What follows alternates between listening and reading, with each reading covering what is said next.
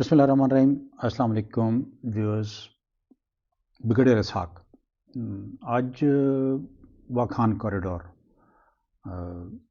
अफ़गानिस्तान का एक strategically important corridor जो कि 1893 में क्रिएट किया गया, उसके बारे में बात करेंगे। लेकिन साथ साथ आपको याद दहानी कराते जाऊं कि कोशिश कीजिए कि अगर आपको वीडियोस इंफॉर्मेटिव लग रही हैं तो सब्सक्राइब कर लीजिएगा आने वाली जो वीडियोस हैं, ताकि उनको भी आप आसानी से देख सकें। Thank you very much.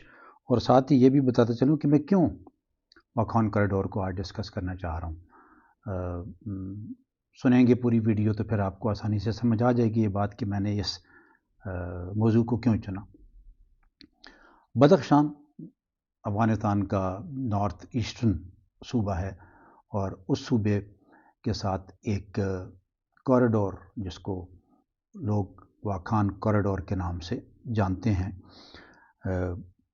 Badakhshan सूबे का कैपिटल फैज़ाबाद है। ये वही फैज़ाबाद है जहाँ पिछले दिनों आपने सुना होगा कि एक प्राइवेट एयरलाइनर का वहाँ पर उतरते हुए एक्सीडेंट हुआ, या वो कहते हैं गिरा वो जहाज़, और उसमें 2 रॉ के इंटेलिजेंस ऑफिशियल मौजूद थे। बहरहाल ये एक अलग चीज़ है। वाखान कॉरिडोर की जिसको हम जिस तरह माउथ ऑफ पंजशेर है, इसी तरह माउथ ऑफ वाखान कॉरिडोर है। और यहाँ पर आखिरी शहर या आखिरी कस्बा बहुत बड़ा जो आता होता है वो है इश्किशम। इश्किशम से लेकर तो आखिरी जहाँ पर यह कॉरिडोर ख़त्म होता है चाइना, वो जगह चाइना के साथ लगती है। वाखान कॉरिडोर की 3 साइड्स, एक तो ऑफ कोर्स अफ़गानिस्तान है, एक साइड के ऊपर पाकिस्तान हमारी साइड पे जहाँ पर हमारा चित्राल और उससे ऊपर गिलगित बल्तिस्तान वाला इलाका आता है, वो है। इस कॉरिडोर के दूसरी तरफ शुमाल की, जिसको हम नॉर्थ कहते हैं, नॉर्थ की साइड पर पूरे का पूरा ताजिकिस्तान है और इसको कॉर्नो बदख्शान का इलाका कहलाता है, जो एक हुआ करता था लेकिन फिर इस कॉरिडोर की वजह से उसको 2 में तकसीम होना पड़ा। तीसरी साइड पर जो कि चीन के साथ मिलता है, बहुत छोटी सी स्ट्रिप है। अगर आप इसको नक्शे में देखेंगे तो I think it may not be more than 30 to 40 kilometres की टोटल चौड़ाई है, जहाँ पर चाइनीज़ और अफ़गान बॉर्डर मिलता है। पामीर दरिया और पंच दरिया, ये 2 दरिया हैं जो यहाँ पर आते हैं, और फिर यही दोनों दरिया बहते हुए आखिर में जाकर एमू रिवर, जो कि मशहूर दरिया है अफ़गानिस्तान और जो सेंट्रल एशियन रिपब्लिक्स हैं उनके दरमियान जो बाउंड्री फॉर्म करते हैं, और all along right up to आखिरी जो जहाँ पर पामीर जो एमू रिवर है वो फिर रिवर टर्न कर जाता है और बाउंड्री वहाँ पर फिर लैंड पे बन जाती है। वो इलाका तुर्कमेनिस्तान का है।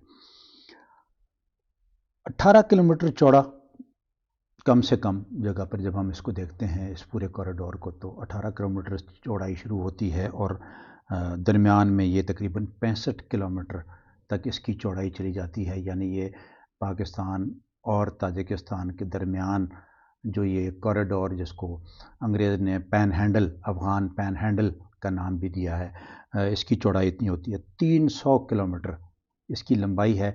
आखिरी जो इश्किशम मैंने आपसे जो जिक्र किया था, इश्किशम से लेकर तो चाइनीज़ बॉर्डर तक। 1893 ड्यूरन लाइन डिमार्केशन होती है, तो उस डिमार्केशन में ये छोटी सी स्ट्रिप इंटेंशनली रखी जाती है बाय द ब्रिटिशर्स, ताकि उनका direct border with Russian empire ना हो। और वो जो बफर स्टेट का कॉन्सेप्ट अफ़गानिस्तान में है, उसमें ये सिर्फ इस बदख्शान के इस छोटे से स्ट्रिप को या इस कॉरिडोर को देख लें तो आपको आसानी से समझ आ जाएगी कि इसको क्यों बफर के तौर पर रखा गया। हालांकि अमीर अब्दुर्रहमान ने मुखालफत की थी इसकी कि आप ये इस तरह ना करें, लेकिन उसके बावजूद ब्रिटिश एम्पायर ने ये छोटा सा कॉरिडोर क्रिएट किया और अफ़गानिस्तान के हवाले किया, और वो आज तक कायम है। ये तो जी आपको थोड़ा सा इसका कहते हैं जोग्राफियाई और तारीख़ी पस मंज़र था। हाइट, बुलंदी इसकी, स्नो क्लैड माउंटेन्स, سارا سال تقریباً برف رہتی ہے. 3000 میٹر سے لے کر تو تقریباً 5000 میٹر تک بلندی کا یہ پہاڑی سلسلہ ہے جو آگے جا کر ہندو کش بن جاتا ہے. اور پامیر ناٹ جنہوں نے نام سنا ہوگا، ہمالیاز اینڈ کراکورمس اینڈ ہندو کش، یہ تینوں جہاں پر جا کر ملتے ہیں، اور ایک چائنیز پہاڑی سلسلہ، وہ علاقہ ہائٹ اس سے تھوڑے فاصلے پر ہے.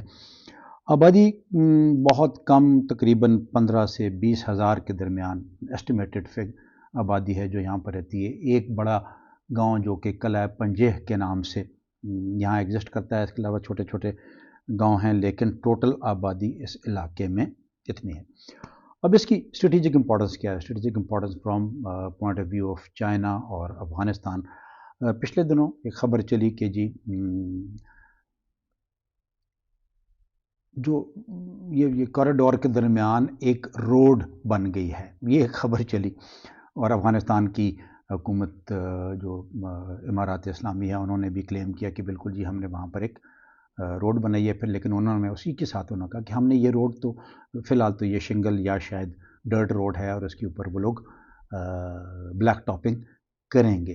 مقصد کیا ہے؟ مقصد یہ ہے کہ چائنا اور افغانستان کے درمیان ڈائریکٹ ایک رابطہ قائم ہو جائے، اور ان کو وایا پاکستان، جو کہ سی پیک کا روٹ ہے، فیوچرسٹک روٹ ہے، یا جس راستے سے ابھی آتے ہیں، یا کراچی کے راستے اور یا سست گلگت بلتستان کے راستے جو کنٹینرز آتے ہیں، وہ اوائڈ کیا جائے، اور اس کو ڈائریکٹ ایکسس چائنا کے ساتھ افغانستان کی ہو جائے.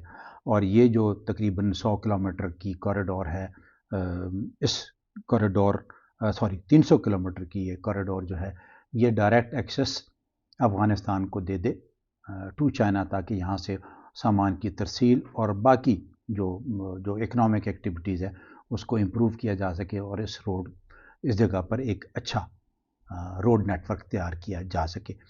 اسی کے ساتھ ساتھ لیکن ایک چیز اور بھی بتا چلوں کہ چائنا نے ابھی تک 2 ٹرائل ٹرینز چلائی تھیں، جو انہوں نے وایا سینٹرل ایشیا ہیراتان بارڈر، جو کہ وایا ازبکستان افغانستان کو ٹچ کرتا ہے، اس روڈ پر ٹرین چلائی تھی. بیکاز آخری ٹرین جو ٹرین کا چھوٹا سا ٹریک، ان کے پاس 2 ٹریکس ہیں افغانستان میں، ایک ہرات سے اسلام قلعہ تک جاتا ہے، ایران کو لنک کرتا ہے، اور دوسرا ہیراتان جو کہ ازبکستان سے لنک کرتا ہے. اور یہ آتا ہے تقریباً اس روڈ تک جہاں پر روڈ آپ کی مزار شریف کی طرف جاتی ہے فرام کابل سے وایا سلانگ.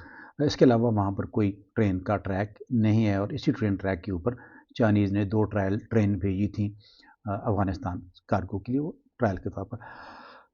اب اسٹریٹجک امپورٹنس پوائنٹ اس سے پچھلے دنوں بدخشان ایک ایسا صوبہ ہے جہاں پر تاجک ڈومینیٹڈ علاقہ ہے، پامیریز بھی وہاں پر رہتے ہیں، اور چونکہ یہ سنو کلیڈ ہے، ڈیفیکلٹ روٹ ہے، اس لیے اس میں روڈ کا بننا اور اس کو مینٹین کرنا اور اس کے ذریعے اکنامک ایکٹیویٹی کا ہونا ایک مشکل کام ہوگا، لیکن پاسبل ہوتا ہے. اسی کے دوران اسی کے ساتھ ساتھ ایک اور چیز بھی آپ کو بتاتا چلوں کہ پاکستان میں بھی ایک سوچ چل رہی ہے. آئی ڈونٹ نو، کئی جگہوں پر مجھے پڑھنے کو یہ چیز ملی کہ پاکستان کو ایک روڈ ٹنل آل کمبائن ٹوگیدر ایک بنانا چاہیے، تاکہ پاکستان کو ڈائریکٹ تاجکستان کے ساتھ لنک کیا جا سکے انڈر افغانستان اس کوریڈور. بیکاز ابھی ہمیں اگر ہم نے سینٹرل ایشیا کی طرف موومنٹ کرنی ہے تو ہمیں وایا سلانگ جانا پڑتا ہے، یعنی تورخم چمن سے لے کر تو آپ وایا تورغنڈی جا سکتے ہیں، یا تورخم سے آپ وایا کابل سلانگ سے ہوتے ہوئے شیرخان بندر تاجکستان کے لیے اور ہیراتان ازبکستان کے لیے آپ نے اگر ترسیل کرنی ہے تو آپ کو یہ لمبا روٹ اپنانا پڑتا ہے، جو کہ ڈیفیکلٹ ہے، اور سیکورٹی کے حالات کی وجہ سے اکثر یہ بند رہا ہے. لیکن مسائل اس روڈ کے اوپر بہت زیادہ اس لیے ہیں کہ لانگ ڈسٹنس اور ایسوسیٹڈ پرابلم بٹوین افغانستان اور پاکستان.